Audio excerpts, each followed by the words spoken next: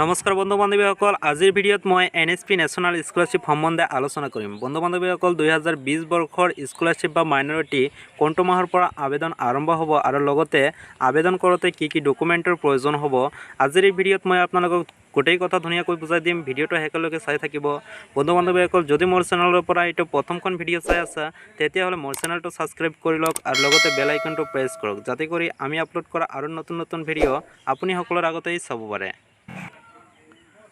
বন্ধু বান্ধৱীসকল, আপোনালোকে হয়তো নিশ্চয় জানে 2019 বৰ্ষৰ স্কলাৰশ্বিপ বা মাইনৰিটি জুলাই মাহৰ পৰা আৰম্ভ হৈছিল। বন্ধু বান্ধৱীসকল, কিন্তু 2020 বৰ্ষৰ স্কলাৰশ্বিপ বা মাইনৰিটি জুলাই মাহৰ পৰা আৰম্ভ নহয়, কাৰণ দেশত কৰোনা ভাইৰাছৰ কাৰণে লকডাউন চলি আছে। সেইকাৰণে জুলাই মাহত স্কলাৰশ্বিপ বা মাইনৰিটিৰ আবেদন আৰম্ভ নহয়। 2020 বৰ্ষৰ স্কলাৰশ্বিপ বা মাইনৰিটি আগষ্ট মাহৰ পৰা আৰম্ভ হ'ব পাৰে। বন্ধু বান্ধৱীসকল, যিহেতু আগষ্ট মাহৰ পৰা স্কুল কলেজ বা ইউনিভাৰ্চিটি খোলাৰ এটা সম্ভাৱনা আছে। এতিয়া জানি লওক, স্কলাৰশ্বিপ বা মাইনৰিটিৰ আবেদন কৰোঁতে কি কি ডকুমেণ্টৰ প্ৰয়োজন হ'ব, আগৰ পৰা সাজু কৰি লওক।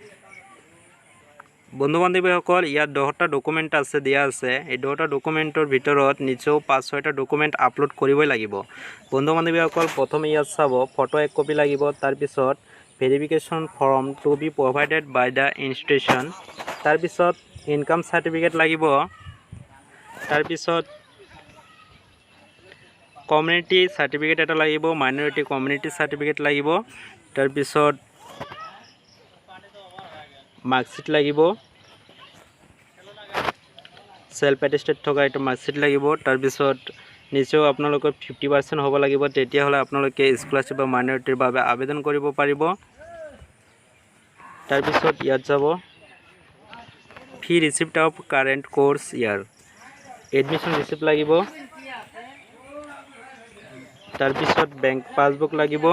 বন্ধু বান্ধৱীসকল, প্ৰি মেট্ৰিকৰ কাৰণে পেৰেণ্ট বা গাৰ্জিয়ানৰ একাউণ্ট হ'লেও হ'ব।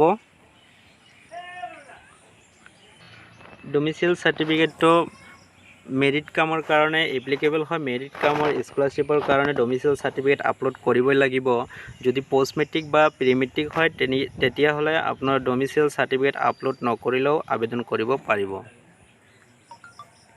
তাৰপিছত আধাৰ কাৰ্ডৰ অপশ্যন দিছে। আধাৰ কাৰ্ড যদি থাকে আপোনালোকৰ আপলোড কৰিব লাগিব। যদি আধাৰ কাৰ্ড নাথাকে, তেনেহ'লেও আবেদন কৰিব পাৰিব। ইয়াত চাব, application then bonafide student certificate from school institution. Bonafide certificate এইটো আপলোড কৰিবই লাগিব। বন্ধু বান্ধৱীসকল, তলত চাব, বনফাইড চাৰ্টিফিকেটটো মই আপোনালোকক দেখাই দি আছোঁ। বনফাইড চাৰ্টিফিকেট কেনেকুৱা হয়, ইয়াত চাব, বনফাইড ষ্টুডেণ্ট চাৰ্টিফিকেট হয় এইটো। ইয়াত প্ৰথমে আপোনাৰ নাম লিখিব লাগিব। তাৰপিছত ফাদাৰ্ছ নাম লিখিব লাগিব। তাৰপিছত কোনটো ইনষ্টিটিউশ্যনৰ পৰা আপুনি বনফাইড হয়, এইটো স্কুলৰ নাম বা ইনষ্টিটিউশ্যনৰ নাম লিখিব লাগিব। তাৰপিছত ইয়াত ৰোল নম্বৰটো লিখিব লাগিব। তাৰপিছত ষ্টেটৰ নাম লিখিব লাগিব।